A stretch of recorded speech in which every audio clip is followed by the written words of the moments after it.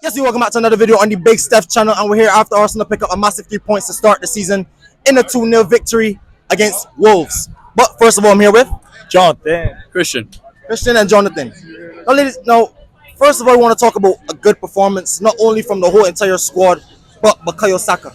Another standout performance from a player, to be honest, in world football that has gone underrated. A player that every time it seems that he performs, he steps up with massive goal contributions every single time. Tell me not only about Bukayo Saka, but any stand-up performances you thought from anybody else. Yeah, I thought Declan Rice actually did pretty well of holding the midfield. I also thought Thomas Partey really stepped up. Ben White does a great job of inverting. I think this is something they're doing on training. So those are my three standout besides Bukayo Saka. Yeah, I was saying Bukayo Saka always like that. He's on smoke this season. I feel like he's really gonna 25 goals. Like he's on smoke. And Odegaard, as always, bro, is so class, man. On the ball, it's just like those like feints. You know, he just looks one way, goes the other, and he's just so good at it. And yeah, man, I'm excited for the season, honestly. I know. I can see you're jumping around. I can feel it all. I can feel the energy. And the energy here today was absolutely incredible. Good to see everyone back. Good to see everyone still ready and still confident. Because even though we pushed very, very close for a title last two seasons, we didn't get it over the line. I know it's coming down to the end of the transfer window. Are Arsenal ready? Do we have enough? Have we brought in enough to get this Premier League title over the line that we've been so craving for so long? Yeah, so you and I were talking about this. I really do think they need a couple more players. I think they at least need one more. I understand that the striker market at this point is pretty expensive. You look at Ozaham and you look at Isak and you look at a couple others. You're like, all right, I'm going to have to spend over 100 mil to get a striker. But I do think like bringing in a decent winger or bringing in another strong midfielder is really what they need.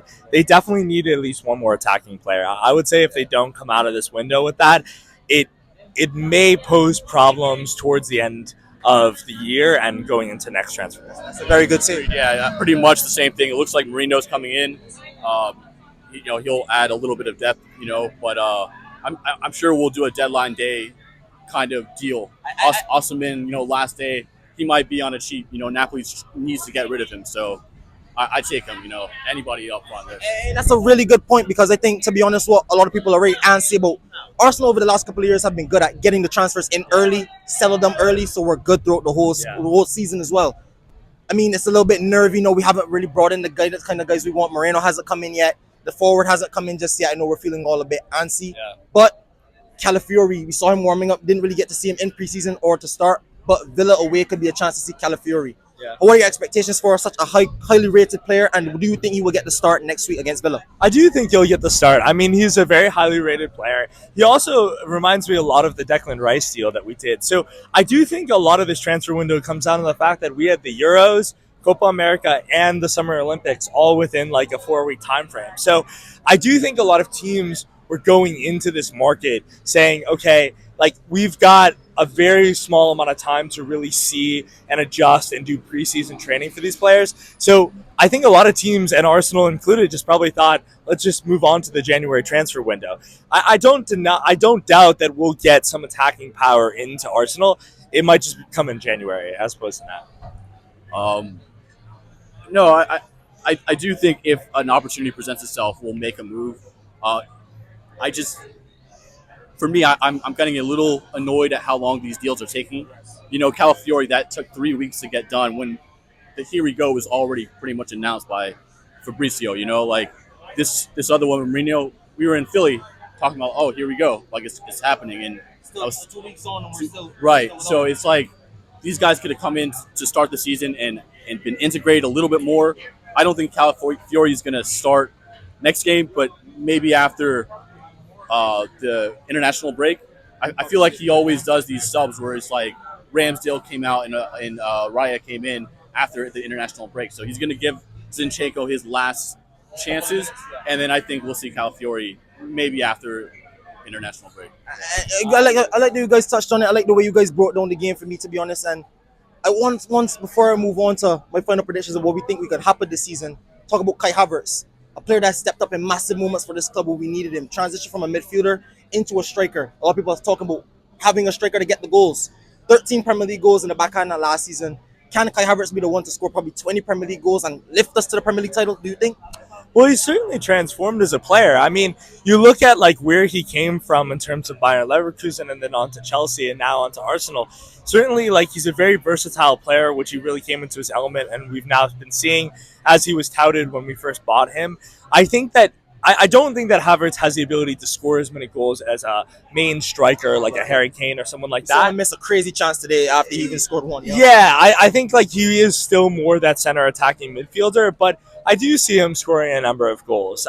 It is an area of, like, to be frank, it's an area of concern for me because I do think that Arteta is trying to really use that false nine formation to drive Havertz into the middle to score, but I don't think that that's going to be sustainable throughout a 38 game season. What do you think about Kai Havertz and that goal scoring record? Do you think he could be the guy to lead us? I think he'll play his part. You know, I think he probably won't score over 20 goals a season, but you know, I do think he is a big game player. He always steps up in big moments. You know, even Champions League Kai. You know, so yeah, I have faith that he'll play his part. I think I do see a new like rejuvenation of his confidence in game.